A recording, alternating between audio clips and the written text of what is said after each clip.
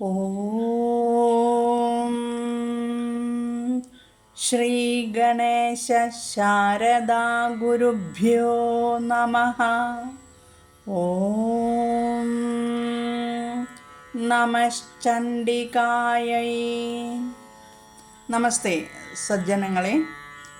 അമ്മയുടെ അനുഗ്രഹത്താലും ഗുരുപരമ്പരയുടെ കൃപയാലും ഇന്ന് ശ്രീ ദുർഗാ സപ്തശ്ലോകിയിലെ 6ാമത്തെ ശ്ലോകത്തിൻ്റെ പദാർത്ഥങ്ങളും തത്വങ്ങളും മനസ്സിലാക്കാം. ശ്ലോകം 6. രോഗാനശേഷാനപഹംസി തുഷ്ടാ രുഷ്ടാത്തു കാമാൻ സകലാനഭീഷ്ടാൻ ത്വാമാശ്രിതാനാം ന വിപന്നരാണാം ത്വാമാശ്രിതാ ഹ്യാശ്രയതാം പ്രയാന്തി. ഇതിലെ പദച്ഛേദങ്ങൾ: രോഗാൻ, അശേഷാൻ, അപഹംസി, തുഷ്ട ആദ്യത്തെ പാദം. അടുത്തത് രുഷ്ട, തു കാമാൻ സകലാൻ അഭീഷ്ടാൻ. അടുത്തത് ത്വാം ആശ്രിതാനാം ന വിപത്ത് നരാണാം. വിപത്ത് നരാണാം അതാണ് അവിടെ കേട്ടോ. അടുത്തത് ത്വാം ആശ്രിതാഹ ഹി ആശ്രയതാം പ്രയാന്തി. ഇത്രയാണ് ഇതിലെ പദച്ഛേദങ്ങൾ. ഇനി ഓരോ വാക്കിൻ്റെയും അർത്ഥം നോക്കാം. രോഗാൻ, രോഗങ്ങളെ, ശാരീരികമായും മാനസികവും ആത്മീയവുമായ എല്ലാ രോഗങ്ങളെയും. അശേഷാൻ, അവശേഷിക്കാതെ, അതായത് പൂർണ്ണമായി. അപഹംസി, നീക്കുന്നു, നശിപ്പിക്കുന്നു. തുഷ്ട, പ്രസന്നയായാൽ എന്നാണ് അർത്ഥം. അപ്പോൾ ഇവിടെ ആദ്യത്തെ പാദം രോഗാനശേഷാൻ അപഹംസി തുഷ്ട. നിന്തിരുവടി സന്തോഷിച്ചവളായാൽ സകല രോഗങ്ങളെയും അപഹംസി, നീക്കുന്നു അല്ലെങ്കിൽ നശിപ്പിക്കുന്നു എന്നർത്ഥം. അടുത്തത് രുഷ്ട, കോപിച്ചാൽ. രുഷ്ടാത്തു, കോപിച്ചവളായാൽ. സകലാൻ അഭീഷ്ടാൻ കാമാൻ അപഹംസി, എല്ലാ ഇഷ്ടങ്ങളായ മനോരഥങ്ങളെയും നശിപ്പിക്കുന്നു. അതാണ് ഇവിടെ. സകലാനഭീഷ്ടാൻ, എല്ലാ ഇഷ്ടങ്ങളായ മനോരഥങ്ങളെയും കാമാൻ അപഹംസി, നശിപ്പിക്കുന്നു. അടുത്തത് ത്വാം ആശ്രിതാനാം നരാണാം. നിന്തിരുവടിയെ ആശ്രയിക്കുന്ന മനുഷ്യർക്ക് വിപത്ത് ന, വിപത്ത് എന്ന് വെച്ചാൽ ആപത്ത് ന, ഉണ്ടാകുന്നില്ല. അവിടെ പദച്ഛേദം വിപത്ത് നരാണാം. നരാണാം എന്ന് വെച്ചാൽ മനുഷ്യർക്ക് വിപത്ത്, ആപത്ത് ഉണ്ടാകുന്നില്ല. അവിടെ ഒരു സന്ധി ഉണ്ട് അല്ലേ? വിപത്ത് നരാണാം, അതൊരു സന്ധിയാണ്, വ്യഞ്ജനസന്ധിയാണത്. അവിടെ വരുന്ന നിയമം പരം അനുനാസികമാണെങ്കിൽ പൂർവവും അനുനാസികമാകും. ഇതിന് ഉദാഹരണം പറഞ്ഞിട്ടുണ്ടെങ്കിൽ ഞാൻ വിഷ്ണു സഹസ്രനാമം പഠിപ്പിക്കുന്നു തന്നെ പറഞ്ഞു തന്നിട്ടുണ്ട്. ശ്രീമത് നാരായണീയം എന്നുള്ളത് ശ്രീമൻ നാരായണീയം എന്ന് വരുന്നുണ്ട് അല്ലേ? അതെന്തുകൊണ്ടാണ്? ഇതേ നിയമമാണ്. ശ്രീമത്ത് എന്നുള്ള തേന് ശേഷം നാരായണീയം ന അനുനാസികം വന്നിരിക്കുന്നു. അതുകൊണ്ടാണ് ശ്രീമൻ നാരായണീയം നമ്മൾ പറയുക. അതുപോലെ തന്നെ അതേ നിയമമാണ്, വ്യഞ്ജനസന്ധിയാണ് ഇവിടെ വന്നിരിക്കുന്നത്. വിപത്ത് നരാണാം, വിപൻ നരാണാം, വിപൻ നരാണാം. നരാണാം എന്ന് തന്നെ പറയണം നമ്മൾ. നായാകുന്നുള്ളൂ. വിപൻ നരാണാം. ഇനി പിന്നെയുള്ളത് ത്വാമാശ്രിത ഹ്യാശ്രയതാം പ്രയാന്തി. ത്വാം ആശ്രിതാഹ, ത്വാം ആശ്രിതാഹ, നിന്തിരുവടിയെ ആശ്രയിക്കുന്നവർ എന്താവും? ആശ്രയതാം പ്രയാന്തിഹി. ആശ്രയതാം എന്ന് പറഞ്ഞിട്ടുണ്ടെങ്കിൽ മറ്റുള്ളവർക്ക് ആശ്രയമാകുന്നു. അതായത് ഹി പറയുമ്പോൾ തീർച്ചയായും പ്രയാന്തിഹി, പ്രാപിക്കുന്നു. ഇവിടെ നേരെ അർത്ഥം മനസ്സിലാക്കുക. നിന്തിരുവടിയെ ആശ്രയിക്കുന്നവർ, ആരാണോ അമ്മയെ ആശ്രയിക്കുന്നവർക്ക് അവർക്ക് യാതൊരു ആപത്തുകളും ഉണ്ടാകുന്നില്ല. അതാണ് ത്വാം ആശ്രിതാനാം നരാണാം എന്ന് പറഞ്ഞാൽ നിന്തിരുവടിയെ ആശ്രയിക്കുന്ന മനുഷ്യർക്ക് വിപത്തുന്ന ആപത്ത് ഉണ്ടാകുകയില്ല.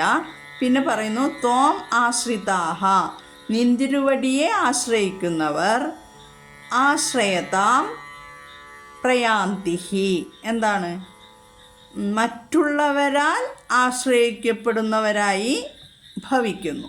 മറ്റുള്ളവർ ഇവരെ ആശ്രയിക്കുന്നു, അങ്ങനെയാണ് ഇതിൻ്റെ അർത്ഥം വരുന്നത് കേട്ടോ. അത് മനസ്സിലാക്കണം. ഇവിടെ ലളിതമായി അർത്ഥം പറഞ്ഞാൽ എന്താണ്, അമ്മേ അങ്ങ് പ്രസന്നയായാൽ എല്ലാ രോഗങ്ങളെയും പൂർണ്ണമായി നീക്കുന്നു. എന്നാൽ രോഷാകുലയായാൽ സകല അഭീഷ്ടകാമങ്ങളെയും നശിപ്പിക്കുന്നു. നിന്നെ ആശ്രയിക്കുന്ന നരന്മാർക്ക് വിപത്തില്ല. നിന്നെ ആശ്രയിക്കുന്നവർ മറ്റുള്ളവർക്ക് ആശ്രയമായി തീരുന്ന സ്ഥിതി പ്രാപിക്കുന്നു എന്നുള്ളത് പ്രസിദ്ധം. ഇതാണ് ഇതിലെ ലളിതമായി അർത്ഥം പറഞ്ഞാൽ. ഇവിടെ രണ്ടാമത്തെ പാദത്തിലൊരു പാഠഭേദം കാണുന്നുണ്ട്. കാമാനഭീഷ്ടാൻ അഖിലാന്തദാസി എന്ന് കാണുന്നു. അതായത് രുഷ്ടാത്തു കാമാൻ സകലാനഭീഷ്ടാൻ എന്നുള്ളത് കോപിച്ചാൽ എല്ലാ ആഗ്രഹങ്ങളെയും ഇല്ലാതാക്കുന്നു എന്നുള്ള സ്ഥാനത്ത് പാഠഭേദം കാണുന്നത് കാമാനഭീഷ്ടാൻ അഖിലാൻ ദദാസി, അഭീഷ്ടാൻ അഖിലാൻ കാമാൻ ദദാസി. അതായത് ആദ്യത്തെ പാദത്തിൽ അമ്മ പ്രസന്നയായാൽ എല്ലാ രോഗങ്ങളെയും ഇല്ലാതാക്കുന്നു എന്ന് പറഞ്ഞിട്ട് അവർക്കിഷ്ടമുള്ള സർവ്വ വസ്തുക്കളെയും നൽകുകയും ചെയ്യുന്നു എന്നാണ് ഈ രണ്ടാമത്തെ പാദത്തിൽ പറയുന്നത്, പാഠഭേദം കേട്ടോ. രോഗാനശേഷാൻ അപഹംസി എന്ന് ദേവിയെ സ്തുതിക്കുമ്പോൾ ഭക്തൻ പ്രാർത്ഥിക്കുന്നത് എന്താണ്? അമ്മേ, ആധ്യാത്മികവും ആധിഭൗതികവും ആധിദൈവികവുമായ എല്ലാ ദുഃഖങ്ങളിൽ നിന്നും എന്നെ കാത്തരുളയണമേ എന്നാണ്. ഇത് രോഗശമനത്തിന് മാത്രമുള്ള, ശരീരത്തിലെ രോഗശമനത്തിനുള്ള മാത്രമുള്ള പ്രാർത്ഥനയല്ല, ജീവിതത്തിലെ സകലവിധ കഷ്ടതകളിൽ നിന്നും ദേവിയുടെ കൃപയും സംരക്ഷണവും അഭ്യർത്ഥിക്കുന്ന പ്രാർത്ഥനയാണ്. ആധ്യാത്മികം, ആധിഭൗതികം, ആധിദൈവികം, ഇത് എല്ലാവർക്കും അറിയാം, എന്നാലും ഒന്ന് പറഞ്ഞു തരാം. ആധ്യാത്മികം എന്ന് പറഞ്ഞാൽ സ്വന്തം ശരീരത്തിലും മനസ്സിലും നിന്നുണ്ടാവുന്ന ദുഃഖമാണ്.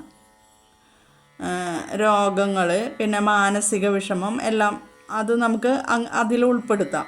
പിന്നെ ആധിഭൗതികം എന്ന് പറഞ്ഞാൽ മറ്റു ജീവികളിൽ നിന്നോ ലോകത്തിൽ നിന്നോ ഉണ്ടാകുന്ന ദുഃഖമാണ്. മറ്റുള്ളവരുടെ ഉപദ്രവങ്ങൾ അങ്ങനെയുള്ളതൊക്കെയാണ് ആധിഭൗതികം. ഭൗതിക വസ്തുക്കളിൽ നിന്നുണ്ടാകുന്ന ദുഃഖം എന്നും പറയും. അപ്പോൾ മറ്റു ജീവികളിൽ നിന്നോ ലോകത്തിൽ നിന്നോ ഉണ്ടാവുന്ന, ഇപ്പോൾ മറ്റു ജീവികളിൽ നിന്ന് വെച്ചാൽ പട്ടി കടിക്കുക അങ്ങനെയൊക്കെയുള്ള ദുഃഖം ആധിഭൗതികം. കള്ളന്മാരുടെ ഉപദ്രവം എല്ലാം ഇതിൽ പെടും. അടുത്തത് ആധിദൈവികം. ദൈവികം എന്ന് വെച്ചാൽ പ്രകൃതിയോ മനുഷ്യൻ്റെ നിയന്ത്രണത്തിന് അതീതമായ ശക്തികളോ മൂലമുണ്ടാകുന്ന ദുഃഖമാണ്. പ്രകൃതി ദുരന്തങ്ങൾ ഇതിൽ പെടുന്നു. അപ്പോൾ ഈ മൂന്ന് ദുഃഖങ്ങളും രോഗങ്ങളായിട്ട് തന്നെ ഈ സ്തുതിയിൽ നമുക്ക് മനസ്സിലാക്കാം. ഞാനിത് അധികം ഇതിലേക്ക് പോകുന്നില്ല. താന്ത്രിക ദൃഷ്ടിയിലൊക്കെ പറയുന്നുണ്ട്, പക്ഷേ അത് ഇവിടെ പറഞ്ഞാൽ ശരിയാവില്ല എന്ന് തോന്നുന്നു. കൂടുതൽ കഠിനമാവും ഇതിൻ്റെ അർത്ഥം പറയുന്നത്. അതുകൊണ്ട് ഞാനിത് ഇവിടെ നിർത്തുകയാണ്. കാരണം ഇതിൽ താന്ത്രിക ദൃഷ്ടിയിൽ മലത്രയങ്ങളൊക്കെ പറയുന്നുണ്ട്. അത് ഇപ്പം പഠിക്കണ്ടെന്ന് തോന്നുന്നു. അടുത്ത വരി എന്താണ്? രുഷ്ടാത്തു കാമാൻ സകലാനഭീഷ്ടാൻ. അമ്മ കോപിച്ചാൽ എന്താ? സകല അഭീഷ്ടകാമങ്ങളെയും നശിപ്പിക്കുന്നു എന്നാണ്. ഇവിടെ ദേവി നശിപ്പിക്കുന്നത് ഭക്തൻ്റെ യഥാർത്ഥ ക്ഷേമമല്ല. ആചാര്യന്മാർ പറയുന്നത് ദേവി കോപിക്കുന്നു എന്നത് മനുഷ്യരുടെ കോപം പോലെയല്ല, അധർമ്മത്തിലേക്ക് നയിക്കുന്ന ആഗ്രഹങ്ങൾ നശിപ്പിക്കുമെന്നാണ് ഇവിടെ അർത്ഥം എടുക്കേണ്ടത്. ധർമ്മത്തിന് വിരുദ്ധമായ ആഗ്രഹങ്ങളെ, നമുക്ക് അങ്ങനെ ആഗ്രഹങ്ങൾ ഉണ്ടാവാമല്ലോ, അത് നശിപ്പിക്കും ദേവി, അത് നടത്തി തരില്ല. നമുക്ക് ബന്ധനമാകുന്ന കാമം, അഹങ്കാരം, അവിദ്യ എന്നിവയെ നശിപ്പിക്കുമ്പോഴാണ് യഥാർത്ഥ അനുഗ്രഹം ലഭിക്കുന്നത്. അതിവിടെ അമ്മ ചെയ്യുമെന്ന്. ഇനി ത്വാമാശ്രിതാനാം ന വിപന്നരാണാം. ദേവിയെ ആത്മാർത്ഥമായി ശരണം പ്രാപിച്ചവൻ ഒരിക്കലും യഥാർത്ഥത്തിൽ നശിക്കുന്നില്ല.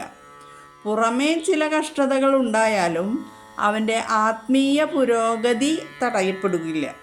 അതാണ് ഈ ത്വാം ആശ്രിതാനാം ന വിപന്നരാണാം എന്ന് പറഞ്ഞാൽ. ത്വാമാശ്രിത ഹ്യാശ്രയതാം പ്രയാന്തി എന്ന് പറഞ്ഞാൽ ദേവിയെ ആശ്രയിച്ചവൻ, ദേവിയെ ദേവിയുടെ കാര്യങ്ങൾ ആശ്രയിച്ച് നമ്മൾ നടന്നാൽ അവർ മറ്റുള്ളവർക്ക് ആശ്രയമാകുന്നു. ദേവിയുടെ ശക്തി അവരുടെ ജീവിതത്തിലൂടെ മറ്റുള്ളവരിലേക്ക് ഒഴുകുന്നു. ഇതാണ് ഇവിടെ അർത്ഥം പറയുന്നത്. ശ്രീ ദുർഗാ സപ്തശ്ലോകിയിലെ പ്രാർത്ഥനകൾ ഭൗതികമായ അനുഗ്രഹങ്ങൾക്ക് വേണ്ടി മാത്രമല്ല, അവ ജീവൻ്റെ ആന്തരിക പരിവർത്തനത്തിനു വേണ്ടിയുള്ള പ്രാർത്ഥനകളും കൂടിയാണ്. അപ്പോൾ ഈ സ്തുതി ചൊല്ലുമ്പോൾ നമ്മുടെ ഭാവം എന്തായിരിക്കണം അമ്മയോട്? അമ്മേ, നീ പ്രസന്നയായാൽ അജ്ഞാനരൂപമായ എല്ലാ രോഗങ്ങളും മാറുന്നു, ധർമ്മവിരുദ്ധമായ ആഗ്രഹങ്ങൾ ഇല്ലാതാകുന്നു. നിന്നെ പൂർണ്ണമായി ശരണം പ്രാപിക്കുന്നവൻ ഒരിക്കലും നശിക്കുകയില്ല. അവർ പിന്നീട് മറ്റുള്ളവർക്കും ആശ്രയവും പ്രകാശവുമായി തീരുന്നു. ഇതാണ് നമ്മുടെ ഉള്ളിൽ വരേണ്ടത്. ശ്രീ ദുർഗാ സപ്തശ്ലോകിയിലെ അടുത്ത ശ്ലോകത്തിൻ്റെ വിശദീകരണവുമായി അടുത്ത വീഡിയോയിൽ വീണ്ടും കാണാം. അമ്മ ദുർഗയുടെ ആ പരാശക്തിയുടെ അനുഗ്രഹം എല്ലാവർക്കും ലഭിക്കുമാറാകട്ടെ. ഓം പൂർണ്ണമദഃ പൂർണ്ണമിദം പൂർണ്ണാത് പൂർണ്ണമുദച്യത്തെ പൂർണ്ണസ്യ പൂർണ്ണമാദായ പൂർണ്ണമേവാവശിഷ്യത്തെ. ഓം ശാന്തി ശാന്തി ശാന്തി. ഓം തത്സത്.